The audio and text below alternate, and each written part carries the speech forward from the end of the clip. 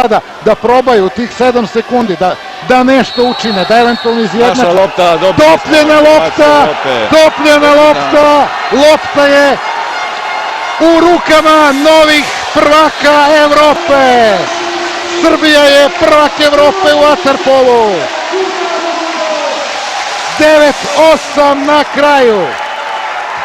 Izvanredna borbenost, izvanredna želja, izvanredna motivisanost igrača i stručnog štaba. Zaista mislim da smo zasluženo. Žestoka utakmica, veliki protivnik, moramo reći, maksimalno motivisani Crnogorci koji su eliminisali za mnoge neočekivano. Mađari u polufinalu.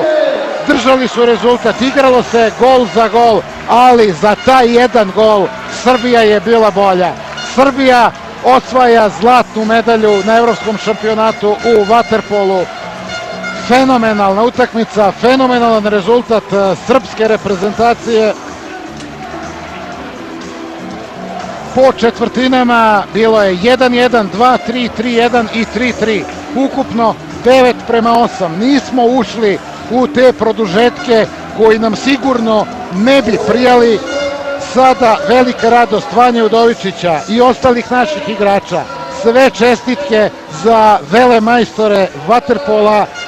Mi ćemo sada za koji trenutak se isključiti iz prenosa u Eindhovenu da bismo se prebacili u Beograd gde će uskoro početi i finalna utakmica rukometnog šampionata Evrope između Srbije i Danske. Ali ono što vam napominjem, poštovani gledaoci, to je da će dodela medalja biti emitovana na našem prvom programu u poluvremenu rukometne. Nadamo se da će rukometaši obradovati naciju, da će biti treća zlatna medalja. U svakom slučaju čestitamo i na ovoj osnovnoj medalji. Izvanredan uspeh našeg sporta, ali još jednom ističem kontinuitet uspeha vaterpolo reprezentacije. Mislim da je fantastičan i da je...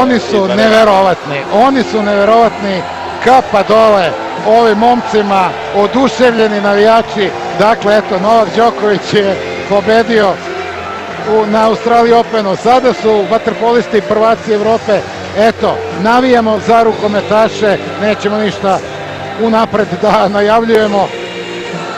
Već sam plasman u finale, veliki uspeh, ali ono što je momentalno ovde u Eindhovenu za nas najbitnije, to je da je Srbija prvak Evrope u vaterpolu.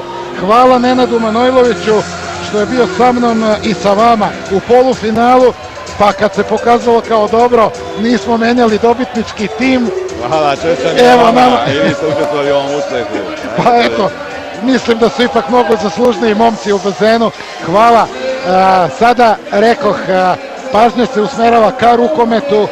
Mi ćemo jasno emitovati dodelu medalja u Eindhovenu u poluvremenu rukometne utakmice finala Evropskog prvenstva u Beogradu, Srbija-Danska. Za sada toliko iz Eindhovena uz konstataciju i ovu predivnu sliku. Srbija je prvak Evrope u vaterpolu ponovo. Svaka čast momci, a sada rukomet. Svako dobro, poštovani gledalci.